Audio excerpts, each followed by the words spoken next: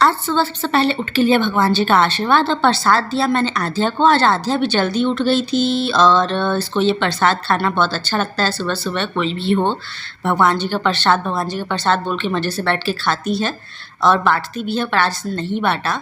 और फिर उसके बाद मैंने कपड़े सुखाने के लिए चली गई थी ऊपर और पौधों में पानी डालने भी। मैंने आशीर्वाद लेने से पहले ही झाड़ू पोछा सब निपटा चुकी थी, नहाना धोना कपड़े धोना सब। तो यहाँ पे मैं डाल रही हूँ पौधों में पानी और फिर उसके बाद मैं जाऊँगी छत पे कपड़े सुखाने के लिए।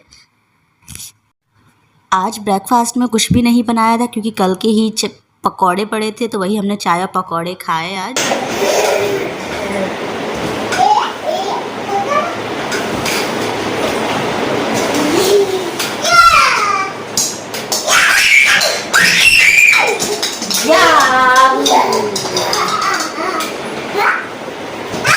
फिर उसके बाद मैं आध्या के साथ खेली, साथ के साथ ही मैंने थोड़ा सा काम भी निपटाया था ऑफिस का। और फिर इसके बाद हमें लग गई थी भूख, सुबह ज़्यादा ब्रेकफास्ट अच्छे से हुआ नहीं था, तो इसलिए मैं आध्या के लिए बना रही हूँ यहाँ पर परांठे और खुद के लिए बना रही हूँ पिज़्ज़ा। और मेरे देवर जी के लिए भी पिज़्ज़ा एक बन रहा है और एक बन चुका था जो वो लेके चले गए थे।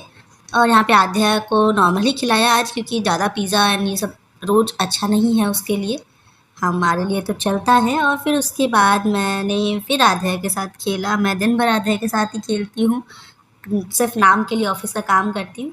और यहाँ पे अब हो गई थी शाम, तो मैंने फिर अपना काम भी निपटाया और अपना लैपटॉप किया बंद और उसके बाद हम चले गए थे डिनर बनाने के लिए। सो आज डिनर में हम बनाएंगे पनीर की सब्ज़ी और परांठे। सो पनीर की सब्ज़ी बनाने में देवर जी का पूरा सहयोग रहता है, मेरे सारे काम में ही वो हेल्प करवाते हैं, दोनों टाइम ब्रेकफास्ट और डिनर में।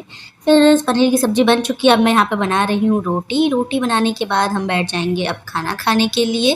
और आध्या इधर से उधर घूमती रहती है, इसका पता नहीं कौन सा गेम चलता है, ये हमेशा ही घूमती रहती है, थकती नहीं है। और आज पनीर की सब्ज़ी में ऑयल ज़्यादा हो गया था थोड़ा सा, वैसे हमने दही डाला था उसकी वजह से भी ज़्यादा ऑयल हो जाता है, बट ठीक है, टेस्ट बहुत अच्छा हुआ था। और फिर उसके बाद हमने निपटाया अपना किचन। और आज तो मेरे कैमरे में लगता है कुछ दिक्कत थी कि पूरा अंधेरा अंधेरा ही रिकॉर्ड हो रहा था, मैंने कैमरा क्लीन नहीं किया था और सब चीज़ें आज अंधेरा अंधेरा रिकॉर्ड हुआ है, कुछ भी क्लियर आज के वीडियोज़ में नहीं दिख रहा है। और फिर धीरे धीरे करते ही हमने बात करते करते देवर जी से किचन भी क्लीन कर लिया। और आध्या परेशान करी थी, इसलिए मैंने उसको बैठा दिया ऊपर कि शांति से यहाँ बैठ, मुझे काम करने दे, बार बार आगे पीछे मत आ।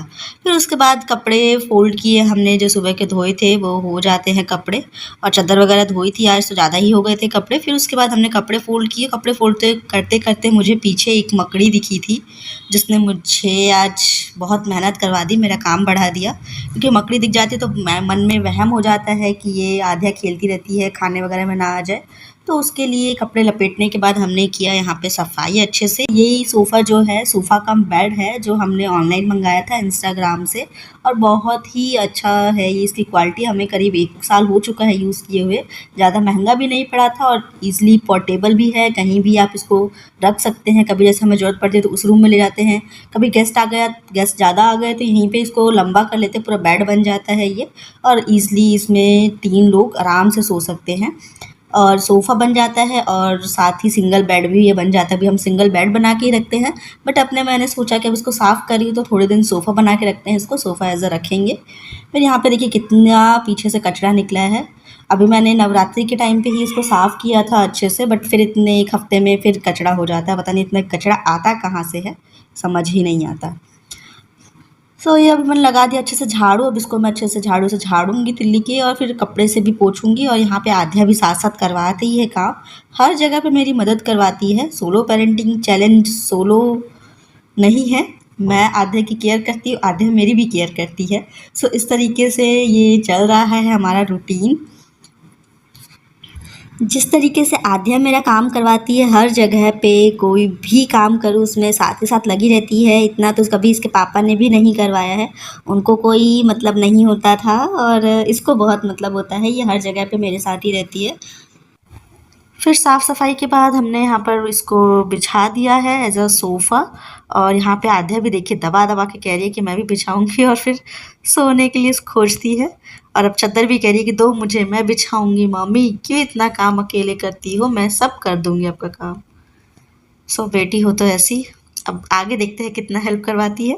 सो यहाँ पे हम दोनों ने मिलके अपना चादर ही बिछा दिया। इसका सोफ़ा कवर मुझे अच्छा कोई मिला नहीं, सो यही था, चादर ही हम इसको बिछा के काम चला रहे हैं और फिर हमारा ये सोफ़ा रेडी है।